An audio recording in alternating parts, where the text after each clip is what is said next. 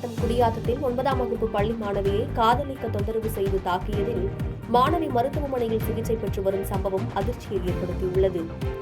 வேலூர் மாவட்டம் குடியாத்தம் அடுத்த கணபதி நகர் பகுதியைச் சேர்ந்த லாரி ஓட்டுநர் மோகனவேல் என்பவருக்கு 2 மகள்கள், ஒரு மகன் உள்ளனர். இவரின் 2வது மகள் 9ஆம் வகுப்பு படித்து வரும் நிலையில் களர்பாளையம் பகுதியைச் சேர்ந்த கௌதம் என்ற 21 வயது இளைஞர் மாணவியை காதலிக்கும்படி நாள்தோறும் தொந்தரவு கொடுத்ததாக கூறப்படுகிறது. இந்நிலையில் மாணவி தேர்வு எழுதுவதற்கு பள்ளிக்கு சென்றபோது அங்கு இருசக்கர வாகனத்தில் வந்த கௌதம் மாணவிக்கு காதல் கடிதம் கொடுத்துள்ளார். அதனை வாங்க மறுத்த மாணவியை கௌதம் கன்னத்தில் தாக்கியதில் மயங்கி விழுந்துள்ளார் மாணவி. இதுகுறித்து அறிந்த பெற்றோரும் அவரது உறவினர்களும் மாணவியை மீட்டு தேர்வு எழுதுவதற்காக பள்ளிக்கு அனுப்பி வைத்துள்ளனர். தேர்வு முடிந்தவுடன் அம்மாணவியின் அம்மாவும் உறவினர்களும் கௌதம் வீட்டிற்கு இதுகுறித்து கேட்க சென்றபோது கௌதம் மற்றும் அவர் அண்ணன் மாணவியின் தாயை அடிக்க முயன்றதாக கூறப்படுகிறது. இதுகுறித்து தகவல் அறிந்து வந்த குடியாத்தம் காவல்துறையினர் மாணவியிடமும் பெற்றோரிடமும் விசாரணை மேற்கொண்டு வருகின்றனர்.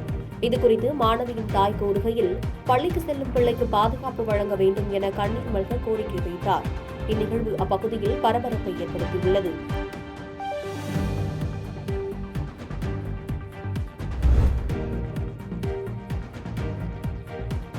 சினிமா படங்களில் வருவது போல் ஒரே பாட்டிலே பணக்காரனாகிவிடலாம் என்பது போல் வாழ்க்கை கிடையாது எனவும் கடினமாக உழைத்து சாமர்த்தியமாக வேலை செய்ய வேண்டும் என காஞ்சிபுரம் மாவட்ட ஆட்சியர் கலைச்செல்வி மோகன் பள்ளி மாணவர்களுக்கு அறிவுரை வழங்கினார். காஞ்சிபுரம் மாவட்ட ஆட்சியர் அலுவலகத்தில் தமிழ்நாடு திறன் மற்றும் மேம்பாட்டுக் கழகம் சார்பில் நான் முதல்வன் உயர்வுக்கு படி நிகழ்ச்சி மாவட்ட ஆட்சியர் கலைச்செல்வி மோகன் தலைமையில் நடைபெற்றது. இதில் பள்ளி மாணவ மாணவிகள் மற்றும் பெற்றோர்கள் முன்னிலையில் சிறப்புரையாற்றிய மாவட்ட ஆட்சியர் கலைச்செல்வி மோகன், சினிமா படங்களில் வரும் ஒரே பாட்டிலே பணக்காரனாகிவிடலாம் என்பது போலெல்லாம் வாழ்க்கை கிடையாது எனவும் அனைத்திற்கும் கஷ்டப்பட வேண்டும், கடினமாக உழைக்க வேண்டும், சாமர்த்தியமாக வேலை செய்ய வேண்டும் என மாணவர்களுக்கு அறிவுரை வழங்கினார்.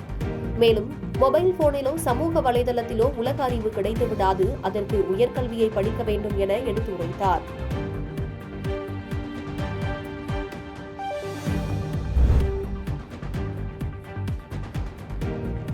தென்காசி அருகே குடிநீர் இணைப்புடன் இருந்து மோட்டார் பேட்டரி வண்டி ஆகியவற்றை முறைகேடாக விற்று மோசடி செய்ததாக கண்டன போஸ்டர்கள் ஒட்டப்பட்டிருப்பதால் அப்பகுதியில் பரபரப்பு நிலவி வருகிறது.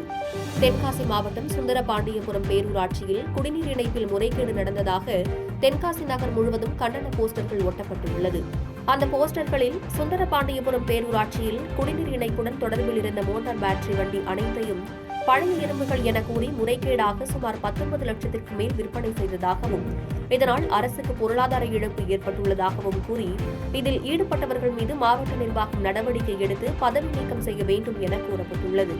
தென்காசி நகர் பகுதிகளில் ஒட்டப்பட்டு இருக்கும் இந்த கண்டன போஸ்டர்கள் அப்பகுதியில் பரபரப்பை ஏற்படுத்தியுள்ளது.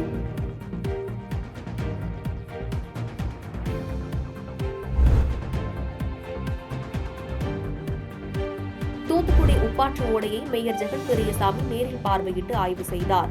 தூத்துக்குடி உப்பாற்று ஓடையில் நடைபெற இருக்கும் தூர்வாரும் பணிகளை மாவட்ட ஆட்சியர் ஜெகன் பெரியசாமி நேரில் பார்வையிட்டு ஆய்வு செய்தார். இந்த ஆய்வின் போது பணியினால் கோரப்பள்ளம் குளத்தில் இருந்து வெளியேறும் உபரி நீரானது மாநகர எல்லைக்குள் வராமல் தடுக்கப்படும் என்று கூறினார்.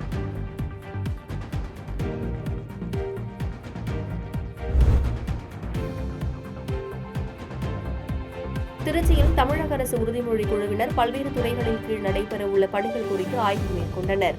தமிழக அரசு உறுதிமொழி குழு தலைவரும் சட்டமன்ற உறுப்பினருமான வேல்முருகன் தலைமையில் திருச்சி மாவட்டத்தில் நடைபெறும் பணிகள் குறித்த ஆய்வுகளை சட்டப்பேரவை செயலர் சீனிவாசன் மற்றும் உறுதிமொழி குழு உறுப்பினர்கள் ஆய்வு மேற்கொண்டனர். இந்த ஆய்வின் போது மாநகராட்சி ஆணையர் சரவணன், மாவட்ட வருவாய் அலுவலர் ராஜலட்சுமி உள்ளிட்டோர் உடன் இருந்தனர். பாதகம் செய்பவரை கண்டால் நாம் பயங்கொள்ளலாகாது பாப்பா, மோதி மிதித்து விடு பாப்பா, அவர் முகத்தில் உமிழ்ந்து விடு பாப்பா. அண்மை செய்திகளை உடனுக்குடன் தெரிந்து கொள்ள இணைந்திருங்கள் இயம்நாடு தொலைக்காட்சியுடன்.